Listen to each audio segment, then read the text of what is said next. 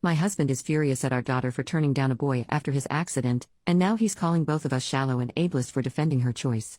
So my husband and I have been arguing about this all day, and I need some outside perspective. My husband picked our daughter, Cindy, up from school, and he saw her speaking to a schoolmate that she had previously had a crush on. For context, last year during a sleepover, my husband and I overheard Cindy's friends lightly teasing her over having a crush on this boy. My husband also gently teased her with some innocent jokes like Cindy and boys sitting on a tree kissing type of silliness, and he sometimes brings it up randomly to tease her, like asking her if she wants to invite her boyfriend when we go on family outings. She never actually dated him or is even friends with him as far as we know. Her dad just likes to tease her.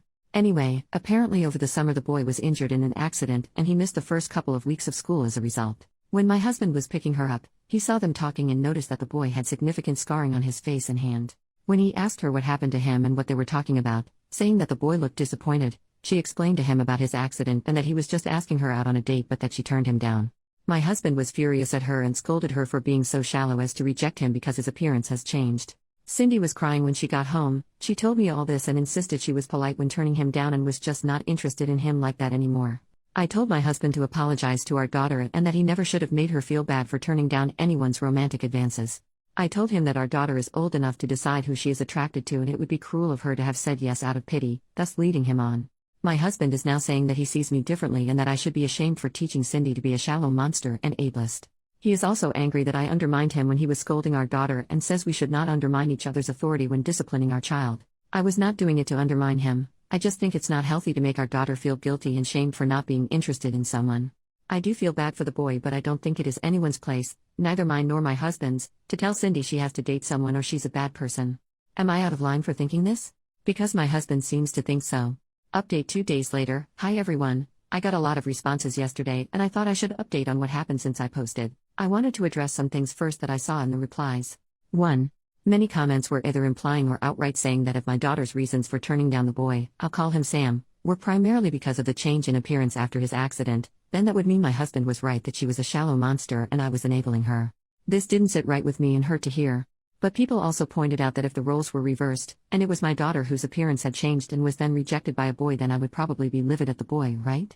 These comments stuck with me and really made me think more deeply about this whole situation, and I'm really glad I was asked these things because it made me realize what lessons I wanted my daughter to get from this situation.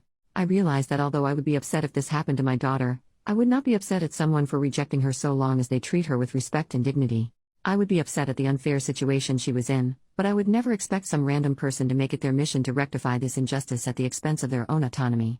I would instead comfort my daughter and explain to her that people are like puzzle pieces, not all of them fit together, and that just because a boy she liked wasn't her puzzle piece does not make her any less valuable or beautiful, and one day she might find someone who does fit well with her.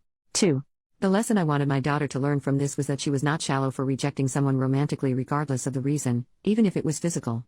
That everyone is owed human decency and respect, but not romantic affection. Denying someone equal respect and dignity because of their appearance would be shallow, but she did not do that.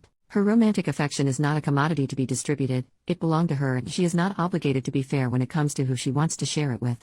It belonged to her alone, and is a privilege she gets to bestow on someone she likes and who treats her well.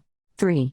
A lot of the comments really made me realize how important it is for Cindy to feel like her consent matters, because what could start with just going on a date she doesn't want to go on, could one day escalate into her being pressured or coerced into dangerous and traumatizing situations or abusive relationships. Thank you so much to the commenters who shared their stories, which helped me realize how important this was. 4. Some people claimed that I would likely leave my husband if his appearance changed, but sorry to disappoint you guys because I would never do such a thing. I love my husband so much, my relationship with him is stronger than just dating or a crush. We built a life together, and his appearance changing would not change that. We have been married for long enough that my attraction to him and love for him now go far deeper than looks. Maybe it would be a different story if we were just dating and barely knew each other, but things change once you make vows to each other to stick together in sickness or in health. 5. Many people are claiming that my husband is a monster and abusive. It may seem that way if all you know about him is this one situation, but he is a full human being. He does more for this family every day than I could ever express in one post. He has issues with anger in that he often says things he regrets during. But when he cools off, he is always open to listening and communication. I know now how damaging his teasing of Cindy about Sam was last year, and I will make sure that doesn't happen again, but I assure you all that this is something he has done out of ignorance and not malice. He loves Cindy to bits and would never intentionally do something to harm her. Okay, onto what happened yesterday. Husband woke up and left the house early, so I didn't get a chance to talk to him.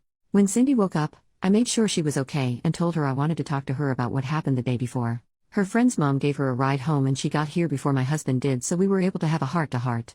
I told her that she doesn't need to explain to me or anyone why she changed her mind about Sam, and I explained to her all the things I mentioned above.